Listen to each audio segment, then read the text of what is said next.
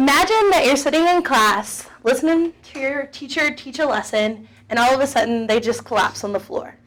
Are you going to know what to do? Are you going to just sit there? Are you going to think class is dismissed and just leave? Or are you going to get up and help your teacher? Why is knowing CPR important? This is a vital skill that you need to know in everyday life because CPR buys the person who has like cardiac arrest or something like that more time to have their blood flowing in their body. And when you do CPR, it sends blood from your heart up to your brain. And then also when you do your rescue breaths, that provides oxygen to help the flow in your body. Step one is to always make sure the scene is safe. If you are in a situation where someone is in the middle of a street, or if there's the body of your victim is laying in a puddle of water, you always want to make sure that there's like no live wires or anything laying in the water because we don't need another victim on our hands. If you go to help that person and you step in that puddle of water and you get electrocuted, then you're not going to be able to help the other person. Or if the person is collapsed in the middle of the street and another car comes along and they hit you, then we have two victims on our hands. Step two is to check for responsiveness. The way you do this is you get down on your knees and you push the person's shoulder and you say, "Are you okay?" You want to do this a couple of times, and you always want to ask the person if it's okay if you help them. There has been many cases where people go to help people and they get sued by the person that they helped, which seems very wrong and everything like that, but it's just a fact of life.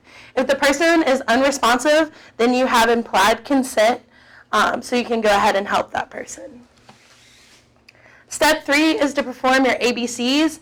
The first one is your airway. The way you do this is you get down, you tilt the person's head back, and you open their chin, and you make sure that there's nothing obstructing the airways.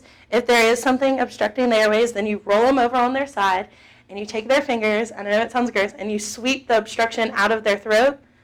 This could save someone's life. I know it sounds impossible to do, but trust me, it's okay. B stands for breathing. The way you do this is you're going to tilt your head to the person's mouth, and you're going to look down their chest, and you're going to watch and see if their chest rises and if they're breathing. And also you can hear it. And then C, you're going to check for their pulse. The way you do that is you put your fingers on their neck, and you will be able to feel a carotid pulse. If they have a pulse but they're not breathing, then you do what's called rescue breathing, which I'm going to talk about later. And if they do not have a pulse, then you jump right into compressions. The rhythm of CPR is 30 compressions, 2 breaths, 30 compressions, and you continue the cycle until EMS arrives or you get an AED. The reason why you start off with compressions first is because you don't know how long that person has been laying there, so you want to jump into compressions, that way you can get their blood flowing again. The breaths can come later.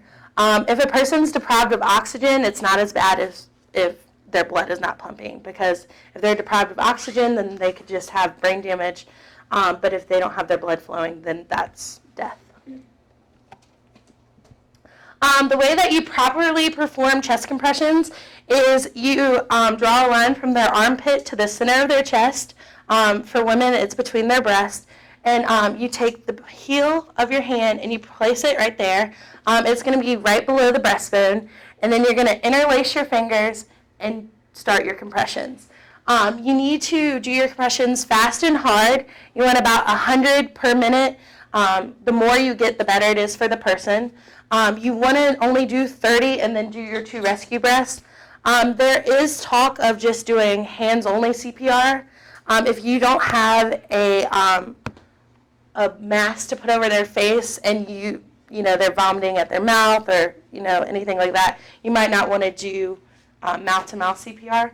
But you need to make sure that your arms are straight and that you're over the person's body. That way you can get good, hard, deep compressions. For an adult victim, you want to go at least 2 inches. So you want to at least push down 2 inches into their chest.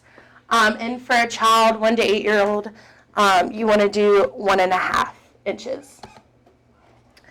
Rescue breathing, like I said, you do 30 compressions and then 2 breaths. These 2 breaths are vital because, like I said, it gets your oxygen flowing again. So I have my CPR mask right here. I worked at a summer camp this summer, so I had to have it with me at all times. And I also keep it in my book bag here, just in case one of my professors do go out. So, like you can see, I have the mask right there. This little part right here, it only sends oxygen down. So you put it over the person's face, and if the person does vomit or anything, it can't come back up through this valve, which is nice. Important tips, you want to stay calm. Do not move faster than you can think. You always want to, don't rush to a scene. Like I said, you need to assess the scene. When performing chest compressions, you may break a rib. Do not be afraid. That just means that you're doing good compressions. Continue with the same intensity and the same speed. And do not stop giving care once the EMS arrives, because if you stop and you go out to meet the EMS and that person is still there, do not stop until they tell you it's okay or they take over for you.